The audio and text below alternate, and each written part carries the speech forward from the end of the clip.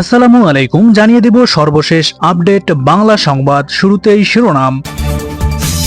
ছাত্র জনতার তীব্র আন্দোলনের মুখে আওয়ামী লীগ সরকারের পতন ও শেখ হাসিনার দেশ ত্যাগের পরপরই অতি গোপনে টাকার বস্তা নিয়ে সিঙ্গাপুর পালিয়ে যান সাবেক অর্থমন্ত্রী আহম মুস্তফা কামাল ওরফে লোটাস কামাল। কখনো বলেছেন আন্দোলনকারীরা ইন্টারনেটের তার ধ্বংস করেছে, তো কখনো অতিবৃষ্টির কারণে মোবাইল ডাটা অফ হয়েছে বলেও দাবি করেছেন। কিন্তু এসবের মাঝখানে সাবেক আইসিটি মন্ত্রী পলক কখনোই নিজের হাজার হাজার কোটি টাকা লোপাট করার কথা প্রকাশ করতে দেননি। সিনেমা ক্লাইম্যাক্স সিনের মতোই এখন তা সকল কালো কর্ম ফাঁস হচ্ছে। অন্তর্বর্তীকালীন সরকারের 17 জন উপদেষ্টার মাঝে ভয়াবহ বিপদ দেখতে পাচ্ছেন সাবেক সংসদ সদস্য গোলাম মাওলা রনি। শুনছিলেন শিরোনাম, এবার বিস্তারিত। ছাত্র জনতার তীব্র আন্দোলনের মুখে আওয়ামী লীগ সরকারের পতন ও শেখ হাসিনার দেশ ত্যাগের পরপরই অতি গোপনে টাকার বস্তা নিয়ে সিঙ্গাপুর পালিয়ে যান সাবেক অর্থমন্ত্রী আহম মুস্তফা কামাল ওরফে লোটাস কামাল।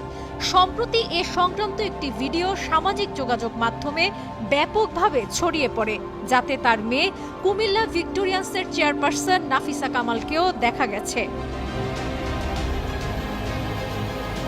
মন্ত্রিত্ব পাওয়ার পর থেকে নিজেকে কুমিল্লা 10 আসনের একমাত্র অভিভাবক বলে দাবি করতেন লোটাস কামাল। নিজের নির্বাচনী এলাকার কোনো মানুষ অন্য দলের রাজনীতি করলে সেটা সহ্য করতেন না তিনি। কথা না শুনলে দলীয় ক্যাডার দিয়ে পিটিয়ে এলাকা ছাড়া করা ছিল লোটাস কামালের নিত্য কাজের অংশ। রাতে বাড়ি বাড়ি পুলিশ পাঠিয়ে করতেন হয়রানি। রাজনীতি নিয়ন্ত্রণ ও লুটপাট করতে নিজের দুই ভাই ভাতিজা ও পিএসকে দিয়ে সিন্ডিকেট গড়ে তোলেন লোটাস কামাল। 2011 সালে শেয়ার বাজারে লুটপাটের ঘটনায় স্ত্রী ও মেয়েদের কাজে লাগান। দেশের টাকা পাচার করে বিভিন্ন দেশে গড়েছেন সম্পদের পাহাড়। তবে নিজের নামে খুব বেশি অর্থ সম্পদ না রেখেছেন স্ত্রী ও মেয়েদের নামে।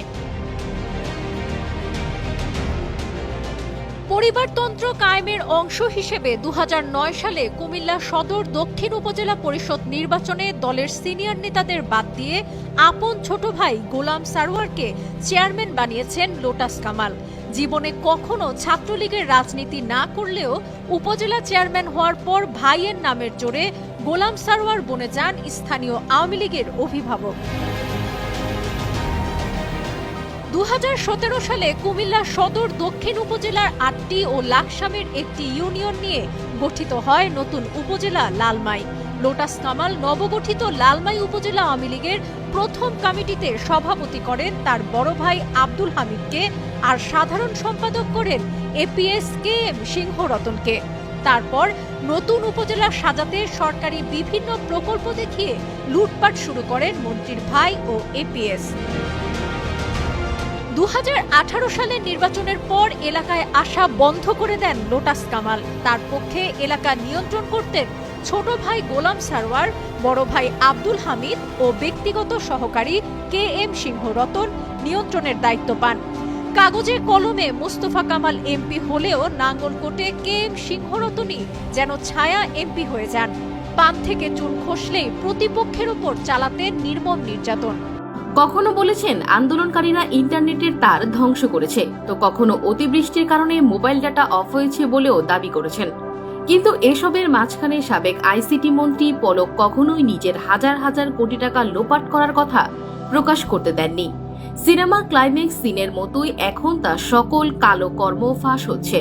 কিভাবে প্রকল্পের নামে হাজার হাজার কোটি টাকা আয় করেছেন তিনি, তা এখন সবার সামনে আসছে।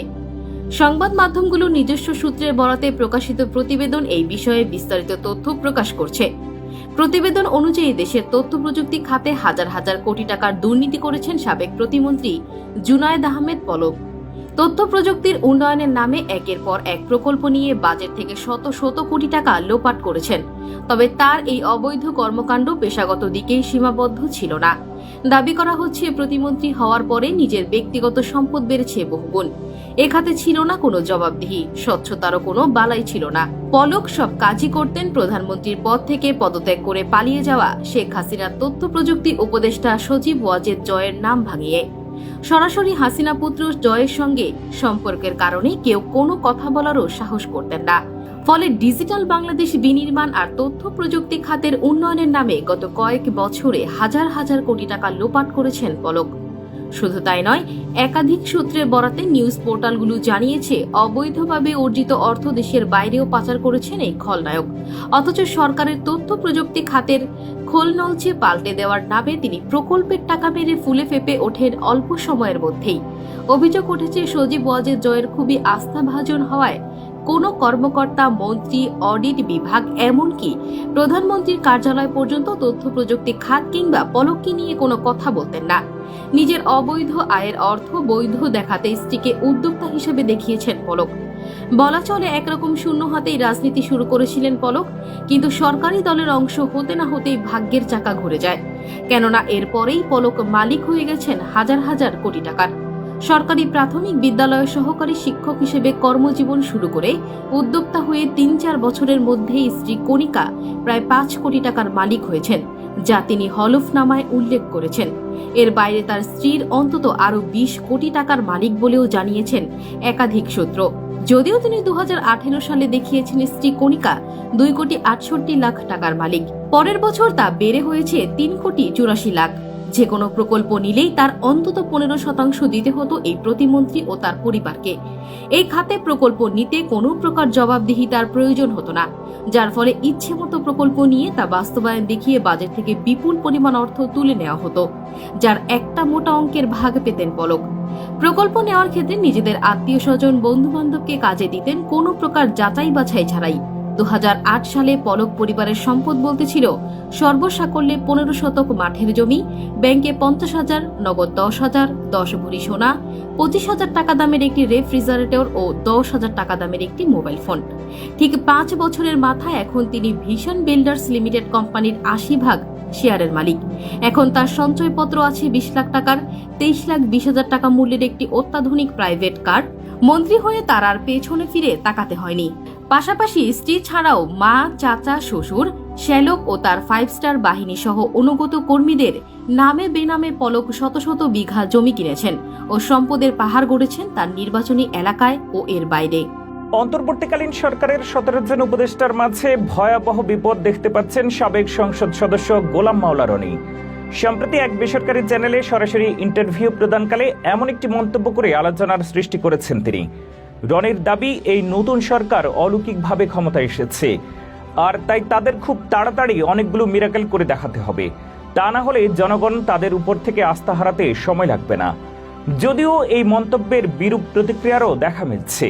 একাংশের দাবি, গোলাম মাওলা রনি অযাচিতভাবে বিতর্ক তৈরি করতে চাচ্ছেন। গত ৯ আগস্ট একটি চ্যানেলে ইন্টারভিউ দেন গোলাম মাওলা রনি, যেখানে তাকে নতুন অন্তর্বর্তীকালীন সরকার নিয়ে অনেক ধরনের প্রশ্ন করা হয়।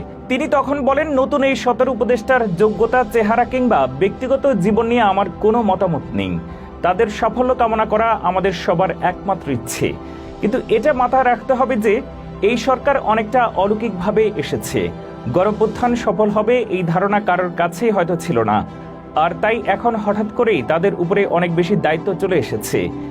এই সাবেক সংসদ সদস্য মনে করেন, এখন দেশের অবস্থা এমনই যে আগামী ২৪ ঘন্টায় যদি এই অন্তর্বর্তীকালীন সরকারের কাজের কোনো অংশ জনগণের চোখে না পড়ে, তাহলে তারা সহজেই জনগণের আস্থার জায়গা হারিয়ে ফেলবেন। তিনি বলেন, সবাই এতদিন জাতিকে আশার বাণী শুনিয়েছেন, স্বপ্ন দেখিয়েছেন, আর তাই এই যে অলৌকিক ঘটনার কারণে এই সরকার পেলাম, তাদেরকে এখন আর স্বপ্ন দেখিয়ে বসে থাকলে হবে না, বাস্তবায়নে নামতে হবে। কেননা তাদের উপরে অর্পিত দায়িত্বগুলো এখন হিমালয়ের চেয়ে বেশি উঁচু। গোলাম মাওলা রনির মতে, এখন দেশ যেভাবে চলছে তা বেশি দিন চললে সবাই আবারও ক্ষোভ প্রকাশ করতে পারে। কেননা এখনো দেশে পুলিশ মোতায়েন নেই, যার কারণে ছাত্রছাত্রীরা রাস্তা সামলাচ্ছে। অন্যদিকে ব্যাংক কর্তৃক বলা হয়েছে একদিনে ১ লক্ষ টাকার বেশি অর্থ উত্তোলন এখন বন্ধ, যা ব্যবসায়ীদের জন্য নেতিবাচক দিক হিসেবে উঠে এসেছে। যদিও তার এইসব মন্তব্যকে অনেকে মিশ্র প্রতিক্রিয়া দিচ্ছেন।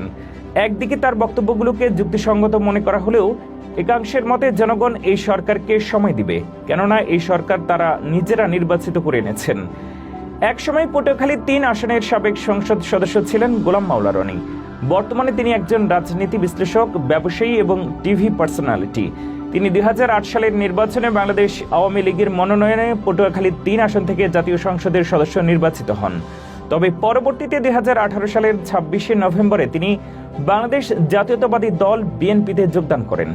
2014 সালের 10ম জাতীয় সংসদ নির্বাচনে পটুয়াখালী 3-এর গলাচিপা দশমিনা আসন থেকে আওয়ামী লীগের মনোনয়নে সংসদ সদস্য নির্বাচিত হয়েছিলেন গোলাম মাওলা রনি।